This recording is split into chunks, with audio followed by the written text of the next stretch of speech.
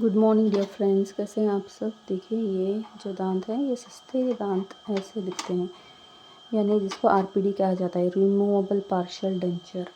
ठीक है, removable partial denture यानी पेशेंट खुद निकाल सकता है, खुद बिठा सकता है। इसको फिर से निकालने के लिए डेंटिस्ट के पास जाने की ज़रूरत नहीं होती। ये देखिए ये जो है ना, इस तरह से ऊपर का दांत है ये, तो ऊपर की जॉ में ये जाकर बैठेगा।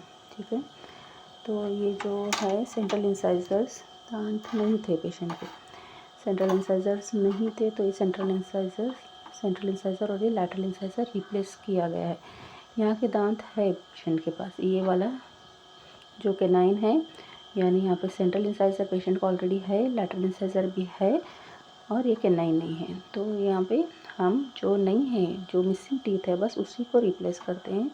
ये सस्ता ऑप्शन होने की वजह से पेशेंट इसको ऑप्ट करता है। अगर समझो अगर ये पेशेंट अच्छे से अफोर्ड कर सकता है पेमेंट, क्योंकि मटेरियल कॉस्ट वो वगैरह होता है ना, तो मटेरियल के ऊपर डिपेंड करता है पेशेंट को कौन सा टीथ रिप्लेस करना है, वो कौन कितना पे कर सकता है, कितना वो मटेरियल कॉस्ट अफोर्ड कर सकता है, उसके ऊपर भी हमको डिसाइड करना पड़ता है। तो अभी ये पेशेंट तो थोड़ा पे नहीं कर सकती थी, तो इसका दांत जो है ये आरपीडी यानी रिमूवेबल पार्शियल डेंचर, जो एक सस्ता ऑप्शन है।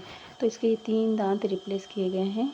ये सस्ता होता है, 1,000 1,500 के अंदर आता है। दूसरे जो दांत होते हैं वो तो बहुत महंगे होते हैं, जो फिक्स्ड पार्शियल डेंचर जो होता है। लेकिन उसके लिए ना आजू बाजू का दांत भी अच्छा होना चाहिए। आजू बाजू का दांत अच्छा फर्म होता है तो हम कर सकते हैं। लेकिन ये दांत जो ये पेशेंट के हैं उतने फर्म नहीं थे, हिल रहे थे, मतलब उसका कंडीशन उतना ठीक नहीं था।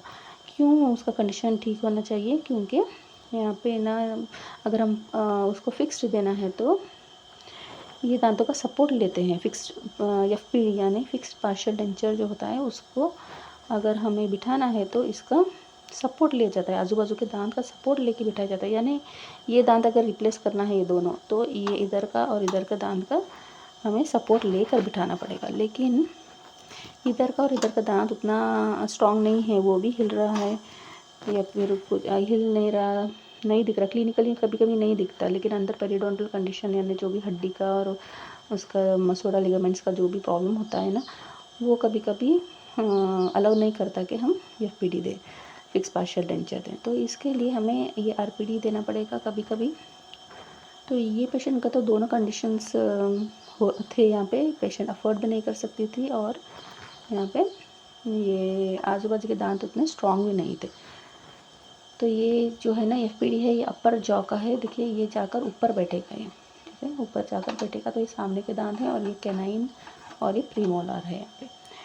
तो ये जो जॉज होता है ना, जैसे कि अपर जॉ, अपर एक मिनट में आपको बताती हूँ।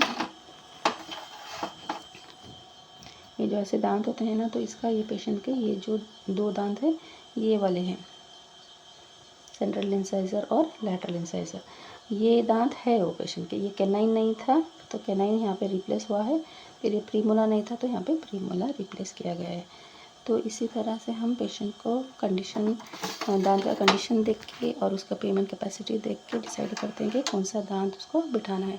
ये एडजस्ट करने के लिए थोड़ा प्रॉब्लम होता है स्टार्टिंग में, लेकिन ये पेशेंट तो बहुत ही आराम से एडजस्ट हो गई थी। इससे पहले भी उसका लोअर आरपीडी है, नीचे वाला आरपीडी है, वो अच्छे से बहुत सालों से यूज़ कर रही है। तो ये पेशेंट पे डिपेंड होता है कि वो कैसे एडजस्ट कर लेता है। थोड़े लोग एडजस्टेबल होते हैं, बहुत आराम से एडजस्ट कर लेते हैं। थोड़े लोग थोड़ा भी अनकम्फर्टेबल है तो वो एडजस्ट नहीं कर सकते। तो ऐसों को तो एफपीडी या फिर इम्प्लांट ही देना पड़ेगा।